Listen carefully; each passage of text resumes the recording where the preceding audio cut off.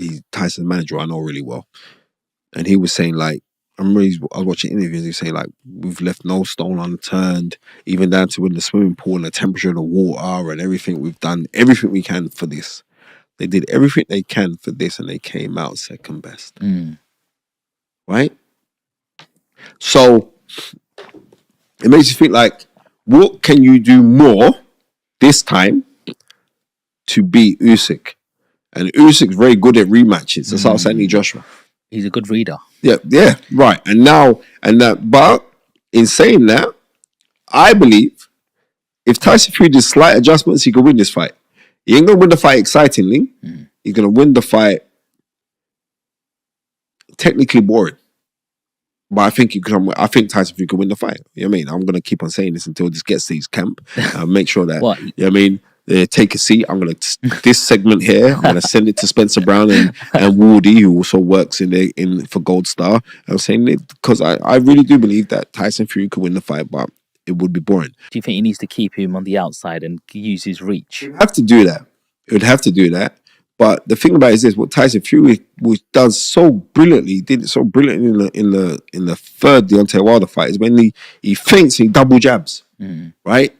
And I think he got taken away to think, right, I'm the bigger man, I'm just going to show you what time of day it is. But he was with another guy that could suck that up. And he did suck it up. But, you know what, because I think it'd be sacrilege if we don't get Tyson Fury versus Anthony Joshua. Yeah, this was my next question. It's like, look, they're the two biggest names in British boxing, you know? Anthony Joshua and Tyson Fury. Who wins that fight? Right now, Anthony Joshua. Right now, Anthony Joshua. Is it because Tyson's coming off a loss?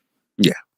And not only that, but I really do enjoy this Anthony Joshua that I'm seeing right now, who he's linked with Ben Davison. The irony is that Ben Davison used to train Tyson Fury. But I'm enjoying seeing this guy here. I'm really, this Anthony Joshua here, I like this Anthony Joshua. I really do like him. Okay, well, I hope we do get to see that fight, you know?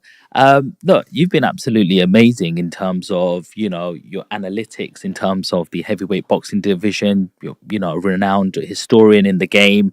You've got bags of knowledge. I want to go back in time to when you was actually boxing, you know? Seen a few of your fights, and one of the most exciting fights I saw of yours when you was fighting David Walker. God, that was a fight. Talk to me about that fight, because for those of people that don't know, there was like three knockdowns, and both of you got sort of knocked down. But talk to me about that fight. Talk to me about that night. You know what? I say this a lot to people, and I'm saying everything is about championing life. You can put so much emphasis in, I'm going to be champ. I've got to be. Like now, I can be really open and honest about it. I know that I massively underachieved as a boxer, but that was majorly because I didn't have that real fire inside my belly. Because I've been very fortunate in life to have a good network of people. Like Tundi Ajayi always says on the fight, I got a crazy black book, and it's even more crazy now. I got you in there as well now, right? But I'm saying, like, I got a crazy black book where I know everybody. I was always that guy as a young kid that, if you want something, come to Spencer, no matter what it was. You know what I mean? Yeah. You know what I mean? I want to go on holiday. Talk to Spencer. He's got a link to get cheap holidays. You know what I mean? I want a new car. Talk to Spencer. I want a video recorder. Talk to anything, caster, anything. I was always that kid. And with that comes price tag you earn. So you're wheeling and dealing and all the rest of it. You know what I mean? I think now when I look back now as I'm getting older, I wish that I had better infrastructure. I'm glad that I'm talking to you because you're a property guy. We can sort out something off the camera, Maybe. right? Yeah, right. So when you're that way inclined, the real oomph or desire weren't really there because I could do amazing things in the gym. I mean, amazing things. And I'm not saying it to blow. But go speak to the old pros that you spar. Go speak to Rinky Wright. Go speak to Howard Eastman. Go speak to, there's loads of guys. Richard Williams was a fantastic player. Like, but I realize now that I was actually a gym fighter, right? What does that mean? meaning that I could perform in the gym, but I would never really perform in the spotlight. Certain times I was performing in the spotlight, certain times I wouldn't perform in the spotlight. Why is that? What's the difference? I'll tell you it's the occasion would play heavily on it, and like I remember, like before certain fights, I'd break down in tears. I remember like my best friend Edmund Clotty, everyone calls him Country. I remember I was up. It was like my first title fight was against a guy called Gary Logan, who's like one of my best mates, really mad fighter. But there against a guy called Gary Logan, right, for the Southern Area title, middleweight Southern Area title, and I'm in the like I would listen to a certain gospel song in my house to get me hyped. Right, by the Winans or something, but it would get me hyped. Like, yeah, we're gonna go do this. And I remember being in my bedroom. This is the song Shadowboxing, and I played it, and I started crying. I was crying uncontrollably. I was just crying and crying and crying and crying and crying. And my mom comes up and she said, "What's the matter with you? You're gonna be good." And then she phones my mate Country, and he comes over and he, "Come on, man, what's the matter? Come on, we're gonna do this. You know, you're the spirit." That's what everyone was calling me then. You're the spirit. You're gonna do. And I was just crying uncontrollably. So I realized like with boxing, sometimes you gotta be detached from the dangers of the sport. Yeah. And I don't think I was really detached from the dangers of boxing. I'm not just talking about the physical danger, I'm talking about the mental danger. I wasn't detached from it. I was fully aware of the dangers. And it was also like with anything that you're going after in life. If you're going after it, but you're going after it half-hearted, because I was that guy, I always should get girls, right? I'm saying I always should get the prettiest girls I would get.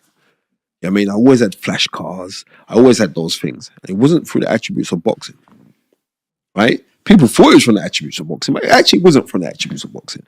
And it was like, when you're that face, like I was a name from secondary school. Everybody knew, oh, Spencer's the guy. So I've always had that. So, and if I look at guys who really made it, they weren't on the ones. They had something to really, really fight for. Do you know what I mean? And it's like, when I fought Dave Walker, I remember that was 5 million people watched that on BBC, right? It won fight of the year. Yeah, it was fight of the year. Fight of the year. And me and Dave Walker are really good friends. My mom passed away 2 years ago. And let me just say this before anything. Dave Walker came to my mom's funeral, right? And he brought my old boxing club, Lynn AC club captain, Harry Senior. He brought Harry Senior. Harry Senior, he had a really bad stroke, right? And he brought Harry because he's kind of like Harry's unofficial carer, right? And he brings Harry Senior there. Harry's at there, and everybody came to my mom's funeral. I mean, everybody. Seriously, everybody came to my mom's funeral. Former world champions came, current champions. It was mad.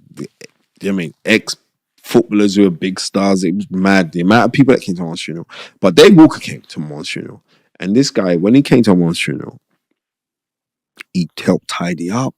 He was in the kitchen serving food, all those kind of things. It's like, so me and Dave's been friends. I was looking at that and I'm saying, look at this, how crazy things are, Dave.